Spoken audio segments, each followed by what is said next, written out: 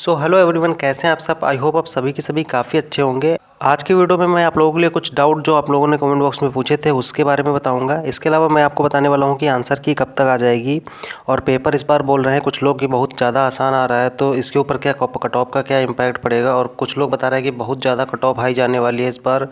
तो ऐसा कुछ नहीं होने वाला है। इस वीडियो में आपको मैं एक्सप्लेन करके बताऊंगा, और इस वीडियो में एक बताऊंगा कि आपका रफ आइडिया क्या हो सकता है एक्सपेक्टेड कट ऑफ का, कि कितनी रेंज में अगर आपका रॉ स्कोर बन रहा है तो आपका पूरे चांसेस हैं कि आपका एग्ज़ाम निकल जाएगा। सो सारी ही चीज़ें इस वीडियो में डिस्कस करने वाले हैं। तो अगर आप चैनल पे पहली बार आए हैं तो चैनल को सब्सक्राइब करके बेल आइकन को प्रेस कर लीजिए। अब बिना किसी देरी के वीडियो को शुरू करते हैं। तो नमस्कार दोस्तों, मैं हूं आपका दोस्त मयंक। एक बार फिर से एक नए वीडियो पे आप सबका स्वागत करता हूं। सबसे पहले अगर हम बात करते हैं कि आपकी आंसर की कब तक आ जाएगी, तो इसके बारे में बात करते हैं। तो अभी आपके एग्ज़ाम चल रहे हैं, आप सबको पता है। आपके यानी कि 13 तारीख हो गई है, तो आप लोगों के 13 तारीख तक एग्ज़ाम हो चुके हैं। इसके बाद जो एग्ज़ाम बचे हैं, तो जब तक आपके एग्ज़ाम चलेंगे, ठीक है, लास्ट डेट जो आपका एग्ज़ाम होगा, ये एसएससी के पैटर्न के हिसाब से बता रहा हूँ। जो लास्ट डेट आपका एग्ज़ाम का होगा, उससे ये मान के चलिए कि 3 से 4 दिन के अंदर आपकी आंसर की रिलीज़ कर दी जाएगी। ठीक, आंसर की का लिंक जो है अगले ही दिन आ जाएगा, लेकिन जो अब उसका जो मतलब जो आंसर की का लिंक है वो जनरेट हो जाएगा अगले ही दिन, लेकिन जो एक्टिव होगा वो होगा 3 से 4 दिन के अंदर। तो 3-4 दिन का आपको वेट करना पड़ेगा। एग्ज़ाम ख़त्म होने के बाद, फाइनल जब एग्ज़ाम हो जाएगा उसके बाद आपका जो आंसर की आ जाएगी, तो उसके बाद आप अपना स्कोर चेक कर सकते हैं। आई होप आपका ये डाउट क्लियर हो गया होगा। सारे ही डाउट क्रम बाई क्रम डिस्कस करेंगे, तो पूरा वीडियो आप ध्यान से देखते रहना, आपको सारे डाउट क्लियर हो जाएंगे। अगर इसके अलावा कोई डाउट रहता है तो कॉमेंट बॉक्स में ज़रूर बताना, मैं सभी की रिप्लाई देने की पूरी कोशिश करूँगा। इसके अलावा हम लोगों ने यहाँ तक देख लिया। अब हम बात करते हैं कि क्या पेपर बहुत ज़्यादा आसान आ रहा है। पहली चीज़ क्या होता है कि एग्ज़ाम जो होता है वो एसएससी जीडी का कई शिफ्ट में होता है, मल्टीपल शिफ्ट्स में होता है। और जो भी एग्ज़ाम मल्टीपल शिफ्ट्स में होता है उनमें क्या होता है कि कोई शिफ्ट जो होती है वो बहुत इजी आ जाती है, और कोई शिफ्ट जो होती है वो टफ़ आ जाती है। तो जिनकी इजी आ गई उन्हें लगता है कि पेपर बहुत आसान आया है, और जिनकी टफ़ आई है उन्हें लगता है कि बहुत टफ़ आया पेपर। पर ऐसा नहीं होता है। ओवरऑल हमें पूरा एक सिनेरियो देखना होता है, जितना भी एग्ज़ाम हुआ है वो टोटल में, तो पूरा मतलब 100% देखना होगा सारे शिफ्टों का, तभी आपको पता चलेगा कि एग्ज़ाम कैसा आ रहा है। लेकिन अगर हम जितनी अभी तक शिफ्ट हुई हैं उनमें सब में अगर एवरेज देखा जाए, एवरेज मिलाया जाए, तो पेपर जो है आपका वो सेम टू सेम 2024 की तरह ही आ रहा है। इसमें कुछ भी चेंजमेंट नहीं है, लगभग वैसा ही है। क्योंकि कुछ शिफ्ट ईजी होती हैं, कुछ शिफ्ट टफ़ होती है। मैथ किसी में थोड़ी ईजी हो जाती है, किसी में रीजनिंग थोड़ी टफ़ हो जाती है, ऐसे ही चलता है। और मिला जुला जो सिनेरियो होता है, एवरेज देखा जाता है पूरे पेपर का, एक सब्जेक्ट को नहीं देखा जाता है। तो पहली चीज़ ये दिमाग से निकाल दीजिए कि पेपर बहुत ज़्यादा आसान आ रहा है तो कट ऑफ बहुत ज़्यादा जाएगी, ऐसा कुछ नहीं हो रहा। दूसरी चीज़, इस बार जो वैकेंसी हैं आप सबको पता है कि लगभग 39 के आसपास हैं, और पिछली बार वैकेंसी ज़्यादा थी। तो क्या इसका इम्पैक्ट पड़ेगा? हाँ बिल्कुल, अगर वैकेंसीज़ कम होती है तो आपका इम्पैक्ट फाइनल कट ऑफ पे पड़ता है। वैकेंसीज़ कम आएंगी तो कट ऑफ ज़्यादा जाएगी, और वैकेंसी ज़्यादा रहती हैं तो कट ऑफ थोड़ी कम जाती है। इसमें घबराने की ज़रूरत नहीं है। तो अब बात करते हैं कि पहली चीज़ तो वैकेंसी कम है तो कट ऑफ ज़्यादा जाने के चांसेस हैं, लेकिन इसके अलावा कट ऑफ थोड़ी सी कम जाने के चांसेस भी हैं। इसका रीज़न मैं बता देता हूँ, उसके बाद मैं आपको बताऊँगा कि सेफ स्कोर क्या रह सकता है अगर आपका रॉ स्कोर इतना बन रहा है। ठीक है, तो अगर हम ये बात करें कि किस कारण से आपकी कट ऑफ जो है थोड़ा सा उतना ज़्यादा हाई नहीं जाने के चांसेस हैं, क्योंकि आप सबको पता होगा अभी अभी एसएससी जीडी की 2 बड़ी भर्तियाँ निकली हैं। 2023 में 50 के और 2024 में लगभग 47 के आसपास इतनी वैकेंसी निकली है। लगभग 1 लाख वैकेंसी आपके एसएससी जीडी में जा चुकी है। जो अच्छे स्टूडेंट थे लगभग वो ज्वाइन कर ली हैं। इसके अलावा अगर हम यूपी की बात करें तो यूपी में 60,244 आपकी यूपी पुलिस की वैकेंसी चल रही है। तो ये सारे बच्चे भी ज्वाइन कर लेंगे। तो आप ये देख लिए कि लगभग 1.5 लाख से ज़्यादा बच्चा यहाँ पे जा चुका है, मतलब चला जाएगा इस एग्ज़ाम से पहले। तो इसमें जो होगी आपकी जो कट ऑफ है फाइनल में उतनी ज़्यादा नहीं बढ़ने वाली है, क्योंकि मैंने रीज़न बता दिया है कि जो अच्छा स्टूडेंट है वो ऑलरेडी ज्वाइन कर चुका है।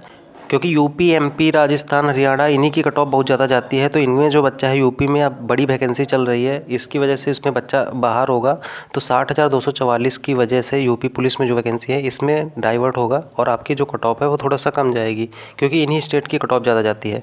तो पहली चीज़ ये आपको पता चल गया होगा कि ओवरऑल बैलेंस हो गया है, यानी कि वैकेंसी थोड़ी सी कम है, ठीक है, तो इसकी वजह से कट ऑफ बढ़ेगी। लेकिन जो अच्छा बच्चा है वो बहुत ज़्यादा सिलेक्टेड हो चुका है। हालांकि कंपटीशन बढ़ रहा है, इसको आप नज़रअंदाज नहीं कर सकते हैं, लेकिन फिर भी उतना इम्पैक्ट नहीं पड़ेगा। नहीं, ठीक है, अच्छा बच्चा निकल जाता है तो कट ऑफ उन्हीं से है, जो नीचे रह गए उन्हीं में कंपटीशन रहेगा ना, तो इसलिए उसकी वजह से कट ऑफ में थोड़ा सा इंक्रीमेंट आएगा तो ओवरऑल लगभग बैलेंस हो जाएगा। ठीक, अब यहाँ तक आपको समझ में आ गया होगा कि कट ऑफ बहुत ज़्यादा इम्पैक्ट नहीं करेगा। अगर हम ये बात करते हैं कि आपका जो एवरेज स्कोर क्या रह सकता है इस बार, मतलब एसएससी जीडी में एक गुड स्कोर, मतलब अच्छा स्कोर कैसे रख सकता है, तो अगर हम मैथ की बात करें तो मैथ में अगर आप मान लीजिए 18 स्कोर कर रहे हैं, 18 क्वेश्चन की बात कर रहा हूँ, अगर मैथ में 18 क्वेश्चन कर रहे हैं तो ये आपके लिए एकदम गुड स्कोर होगा, आपको कोई प्रॉब्लम नहीं आएगी और अच्छा स्कोर है। अगर हम रीजनिंग की बात करें तो रीजनिंग में कम से कम आपको 19 करना ही पड़ेगा, इससे कम में आपकी कोई बात नहीं बनने वाली है। अगर हम हिंदी की बात करें तो हिंदी में आपका जो गुड स्कोर रहेगा वो 18 क्वेश्चन रहेगा लगभग। और अगर हम जीएस की बात करें तो जीएस में आपका जो गुड स्कोर रहेगा वो लगभग 13 क्वेश्चन के आसपास रहेगा। ठीक, इतना आपका गुड स्कोर है। ठीक, अगर इतना आपका स्कोर बन रहा है तो आप बहुत अच्छी स्थिति में रहेंगे, कोई प्रॉब्लम नहीं आएगी। अच्छे स्टेट से, यूपी से भी मैं बात कर रहा हूँ। लेकिन अगर हम कट ऑफ की बात करें तो कट ऑफ इतनी नहीं जाने वाली। ये एक अच्छा स्कोर है, इसमें आपको पक्का सिलेक्शन मिलने के पूरे चांसेस हैं।